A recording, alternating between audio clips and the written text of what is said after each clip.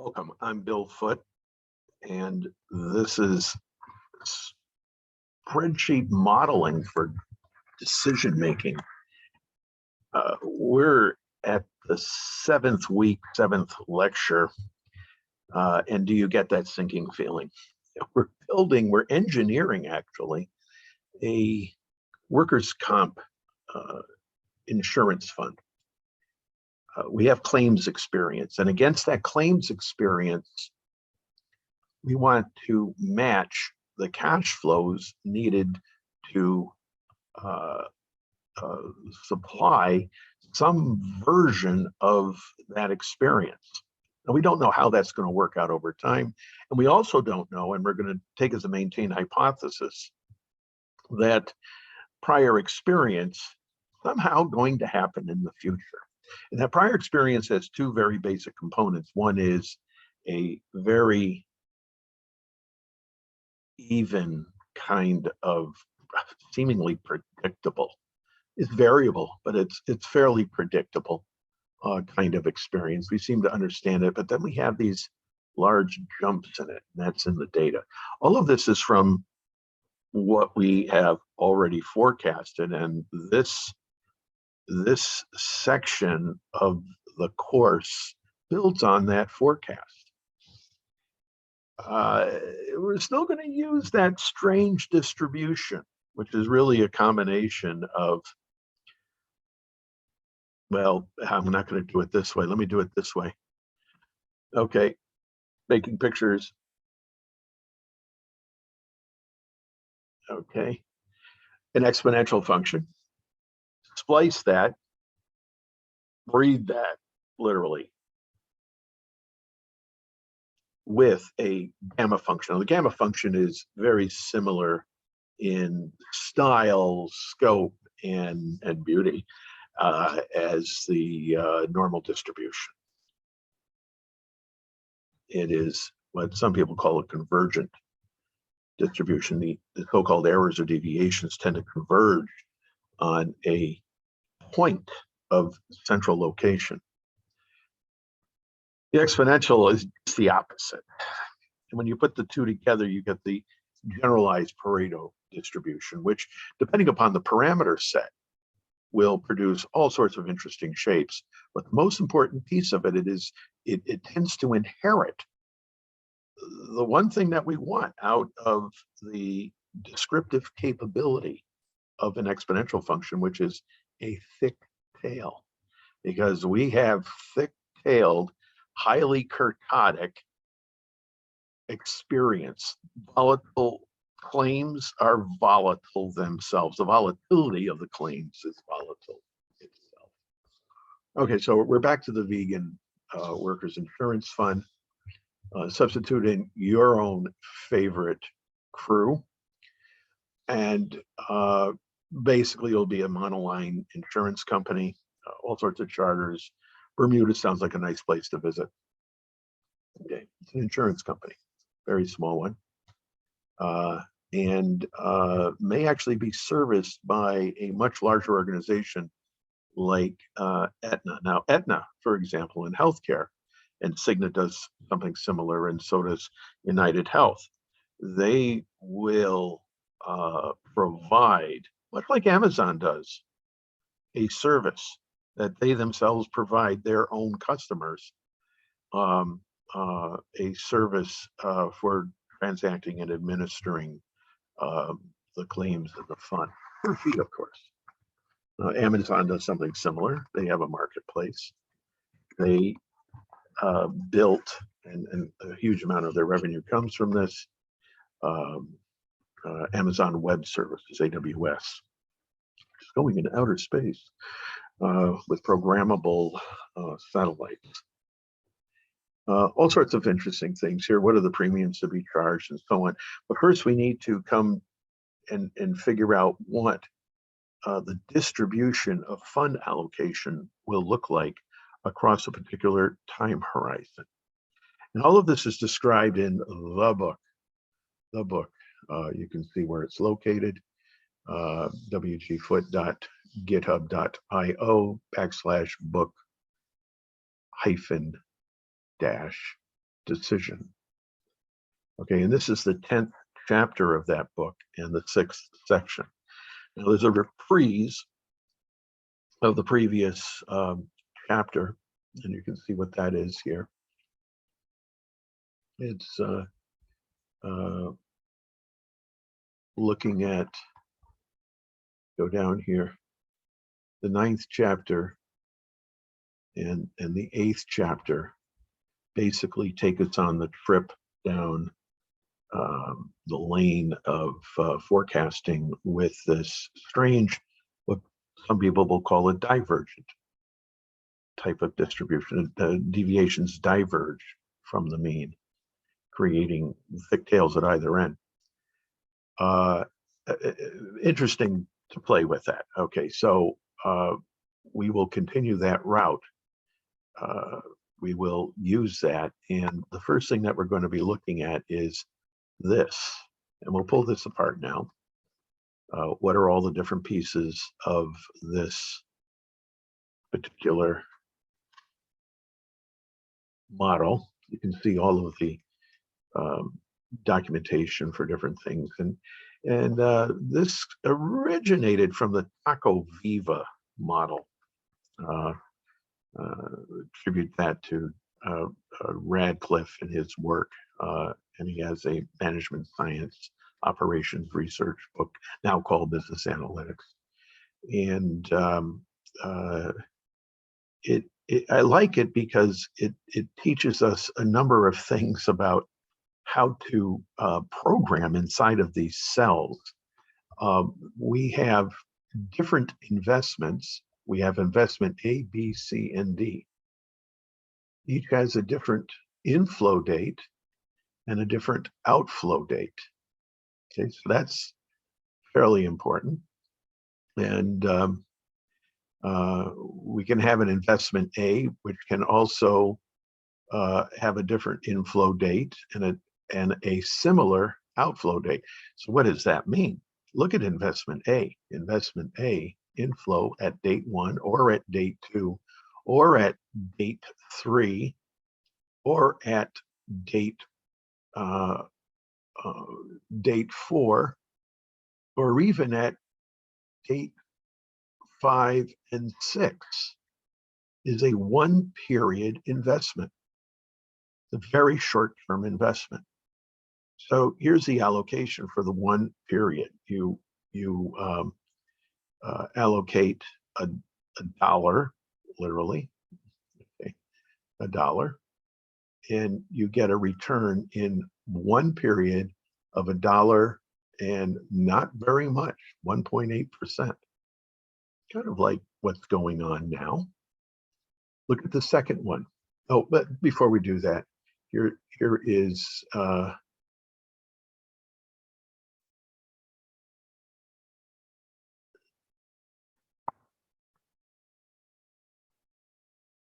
that looks like a typo right there.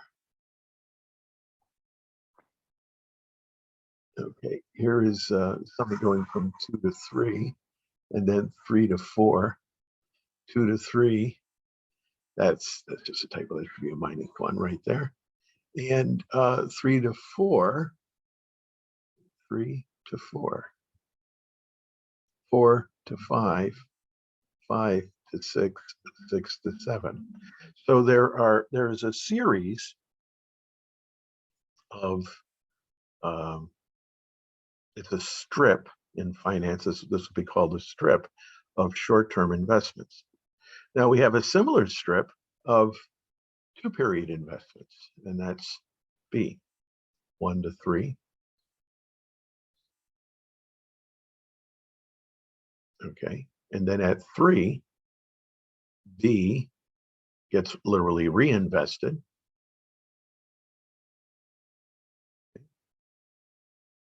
You can see those here. Okay, 1 to 3.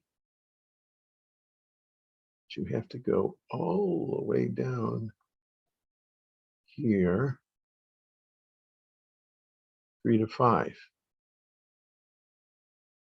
Okay, so here's where that one ends, and then we We don't reinvest that amount. We could, by the way, we could, but we're not.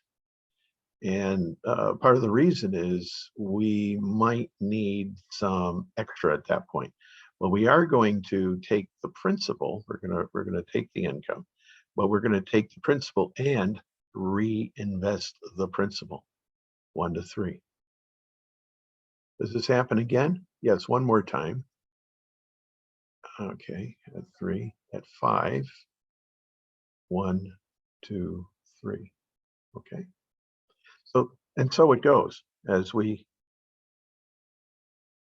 chain together all of these different investment tenors or terms or number of periods in which they gestate and grow into the from the baby into the child. And we have some very long-term ones here too, longer term anyways, D, 1 to 7, invest here and get 11%. So you see there's also a term structure of interest rates as the economists and finance people would think about this. So there's a forecast of that somewhere, which we could easily put into this. So here we have claims, experience in the workplace, and now we are building a vehicle to manage those claims. And part of that vehicle will be taking any funds that we deposit into this program, into this monoline insurance company. And we have given ourselves 4 kinds of investment, different in their tenor. Okay. It's a pretty complicated multi-period problem in and of itself. And this is a deterministic solution that you come up with. So capital in year 1, we might want to minimize the amount of capital we put into year 1. Another way to do this is to take the present value of these capital. The question is at what rate? You see, it'd probably have to be some sort of blended rate for this, or 11%.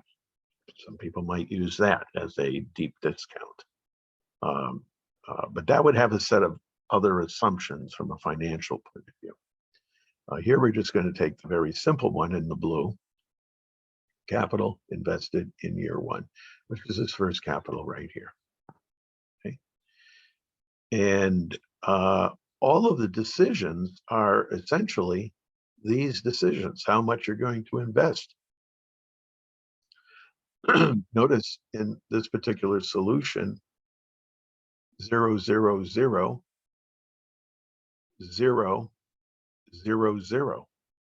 So this model would allocate money in the first, money in that first asset again and again, and in the B asset, once in the C asset, and again back in the A asset, no more in the B asset.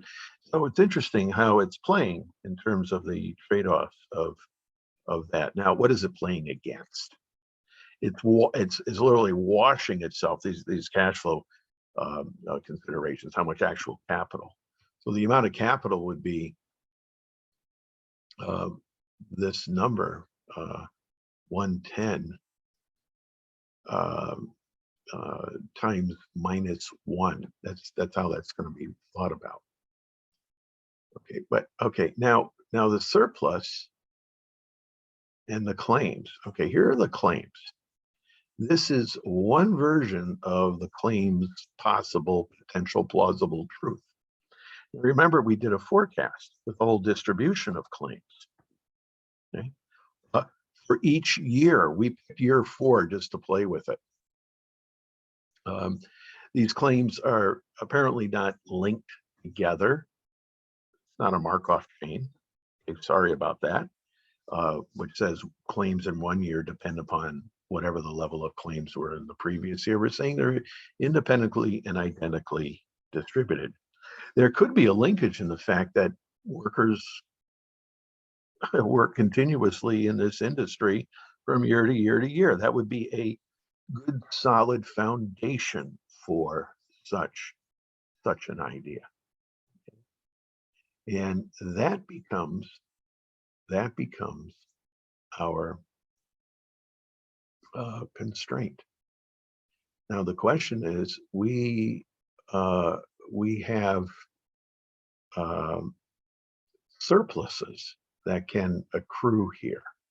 And you can see how the surplus is calculated. Okay. So what is E19? E19 is this, and then M19. I'm afraid, is that M19? Yeah, M19 is this one right here. One of the surpluses. Look at the surplus. It's the sum product of two things. What are the two things? Go back and figure it out. Okay. And if you open it up a little bit here, of M7 to M18 and E7 to E18. So what's M7 to M18? Well, for this M column, it's whatever is in the 7. So it'll be the 1.1 cross multiplied with 0. You're not getting anything from that one, from that long-term investment, plus 1.058 cross multiplied with this solution here, 97.648. These are probably in hundreds of thousands, remember? Not probably, they are. Plus 1.035 times 0 plus, so this looks like there's only one here, and that's 102.7. Okay. And so on for the others.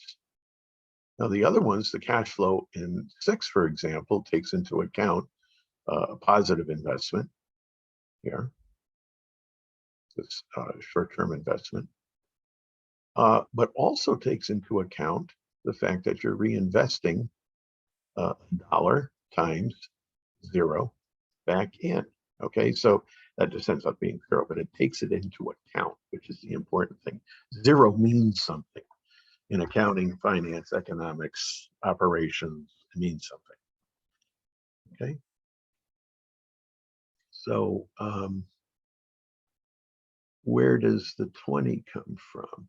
Where do these forecasts come from?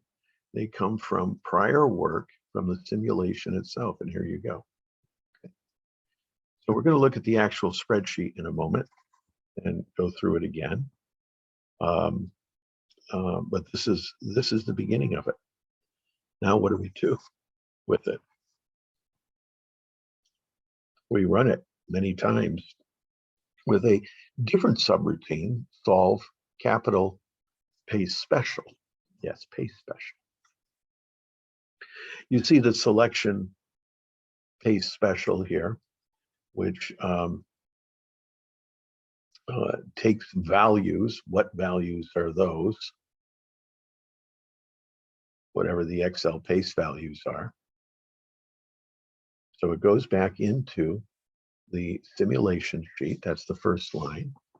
It selects something, the second line, and it is, all it's doing there is it's placing literally the cursor on E15 in that sheet, that Xi or C Sigma Sim sheet. And then while it's there, do a range selection, select it. Okay, that's basically shift control right arrow. That's what that instruction does. And then copy that selection. Okay, copy it, control C. And then go from there. Now that's in memory. That's in memory. Go from there to the funds allocation sheet, which is this sheet right here.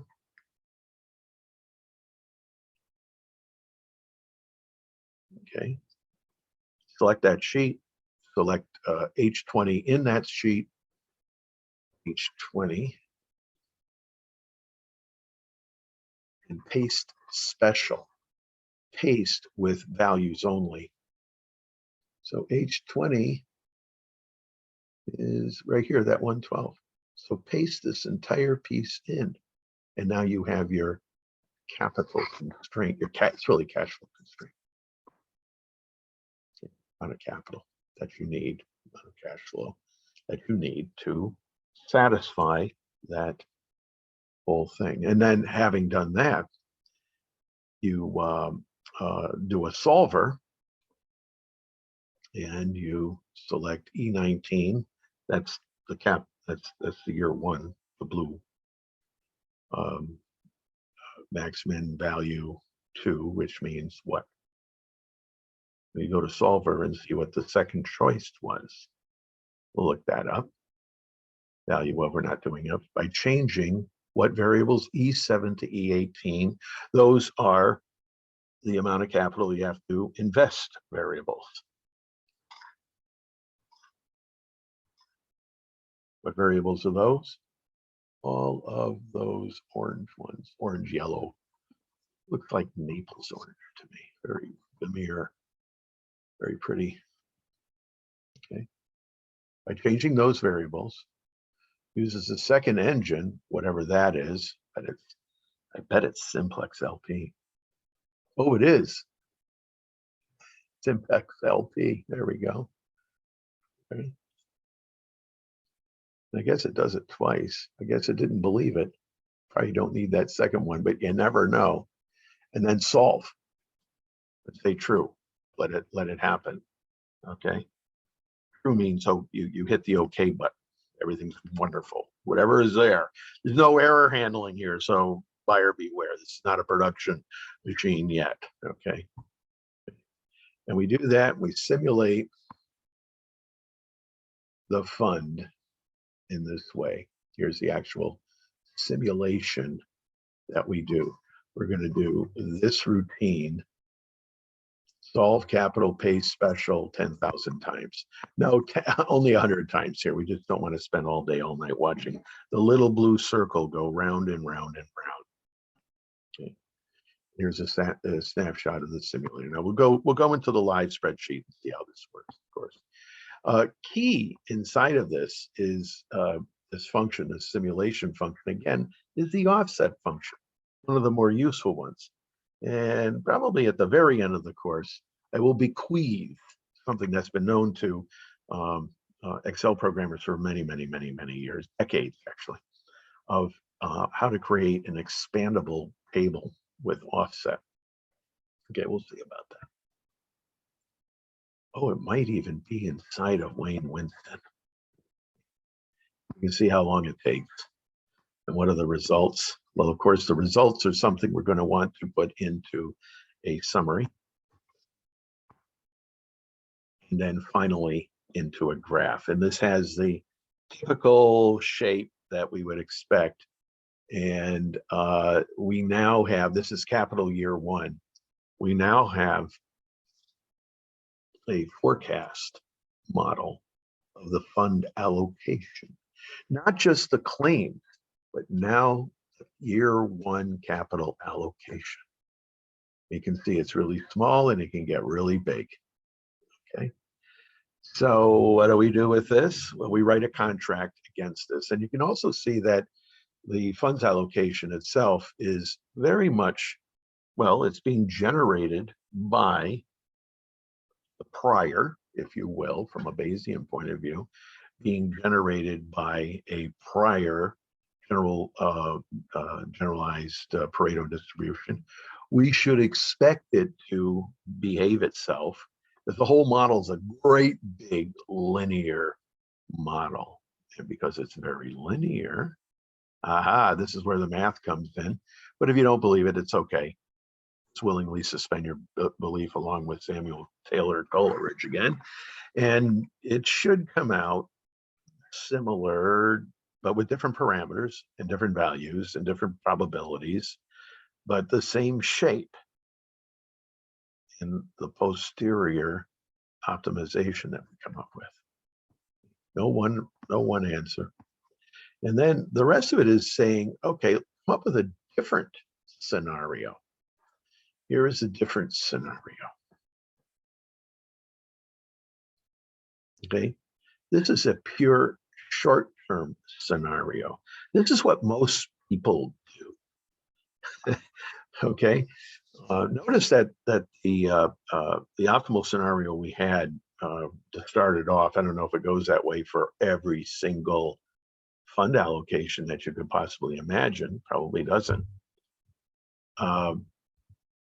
Every single fund requirement in line 20 here, row 20. You know, it's 10,000 or 10,000. Sorry, there's only 100 of those. It's 100 different ones. We definitely would want to run this for at least 5,000 times. But you'd have to go out for coffee, lunch, and dinner probably and come back and see it. But the beauty of this is now we can change on the fly our funding scenario, okay, and then run it through, and then compare and contrast the two approaches, the two funding approaches, the two funding strategies. Fund strategy one is you have a slate from A, B, C to D, short to long-term tenor strips of securities. Funding, the other funding strategy is a pure short run strategy, pure short run. And you get another set of results, okay? And it's exactly the same model. But you notice there's a lot of space in the between there, right? Yeah, lots of space. That's for you to set up. And then you go through exactly the same exercise as before and do a short-term funding scenario. And you can now compare the two. Oh my goodness, short-term, long-term. It's kind of interesting. Notice the flavor of it. The 25th, and then there's a max. It's pretty much the same. Okay, this is the craziness of the divergent deviation distributions. Okay, anyways, all very interesting. Its mean is ridiculous. It's $2 million, but its median, a heavy skew of 1, but it's even more skewed with the old and a higher kurtosis. So I don't know which one. This is the trade-off issue. Much less kurtosis, much less surprises, let's put it this way, the unknown. But the standard deviation is huge for funding. So I don't know which one is the right way. Do you want to just look at that alone? Okay, also look at the mean level, either median or mean. Look at the max in these simulations. They're radically different. Which one would you choose? Okay, that's the discussion. We now have a dialectical process. We have two opposing positions in the data phenomenologically. I want to introduce that term to the data science community. The data science community has two terms that it uses rather freely. One epistemological and the other ontological. I mean, my God, they're doing metaphysics. It's kind of great. Ontology is that which we do know, the object of our knowing. You're a funding strategy. And epistemology is the way to get there. And epistemic is the process of, the requirements of, not just the operation, but the requirements of, and the criterion for saying something is or it is not plausibly. Okay, that's epistemology. But I want to add one more. A lot of this is just purely descriptive. That's phenomenology.